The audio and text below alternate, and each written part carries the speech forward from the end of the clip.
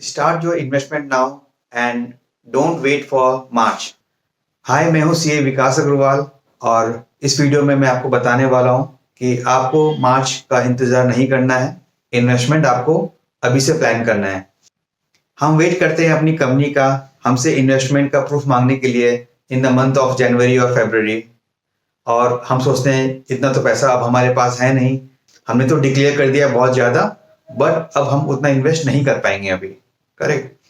तो आइए इस इन्वेस्टमेंट के पेन को समझते हैं और प्लान करते हैं पहले से कैसे किया जाए। इसको एक एग्जांपल से समझते हैं।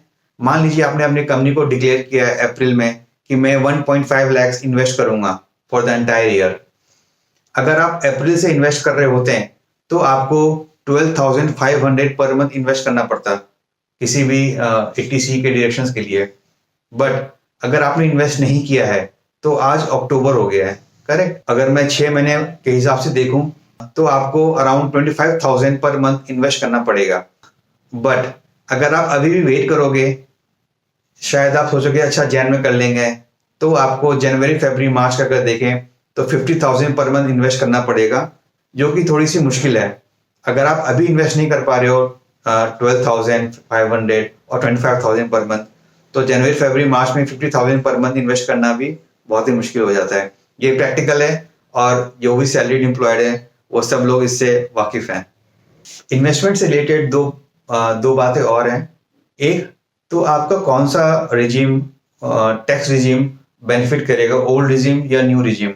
दूसरा, जो भी अगर आप प्लान करते हैं ओल्ड रिजीम में जाने का या इन्वेस्टमेंट करने का, तो आपको एक मंथली सिस्टमेटिक प्लान होना बहुत जरूरी है। अगर आपने 1.5 लाख रुपए इन्वेस्ट कर दिया है और आपका टैक्स से 10% बच जाता है, सेव हो रहा है टैक्स आपका, यानी कि अगर आपने 1.5 लाख इन्वेस्ट किया है और आपका 15,000 टैक्स से बच जा रहा है, तो ये आप मान के चलिए कि आपने ऑलरेडी 10% का रिटर्न गेन कर लिया है। करेक्ट। तो आपको ये एक एडिशनल बेनिफिट होता है। तो इसलिए जब भी आप अपना प्लान करें तो जैसे ही सैलरी आपको आती है, अभी 31 अक्टूबर या 1 नवंबर जब भी आपकी सैलरी आएगी, तो आप उसी वक्त ही सैलरी जैसे मिलती है आप उसी वक्त इन्वेस्ट करो, नहीं तो पैसे कब निकल जाते हैं, पैसे कब खर्चे हो जाते हैं हमें मालूम नहीं चलता।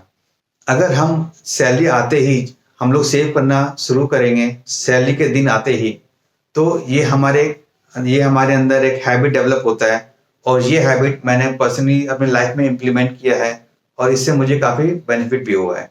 और मैं पूरा यकीन के साथ कह सकता हूँ कि अगर आप सैलरी के डे ही या विद इन 1 और 2 डेज अगर आप इन्वेस्ट करेंगे तो ये आपकी हैबिट बन जाएगी और आपके लिए इन्वेस्ट करना बहुत ही आसान हो जाएगा। हाँ, आप मुझे कमेंट करके बताइए क्या इस बार 31 अक्टूबर या 1 नवंबर को जब भी आपकी सैलरी मिलेगी, क्या आप उसे इन्वेस्ट करने वाले हो या नहीं।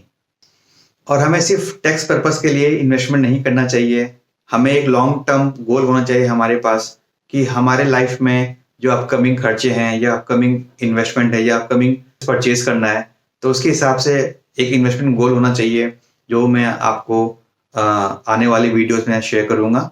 अगर आपको कोई इन्वेस्टमेंट से रिलेटेड टिप्स चाहिए, कोई एडवाइस चाहिए, तो आप मुझे ईमेल आईडी पे कांटेक्ट कर सकते हैं या मेरे फ़ोन नंबर पे आप मुझे व्हाट्सएप कर सकते हैं। Thank you.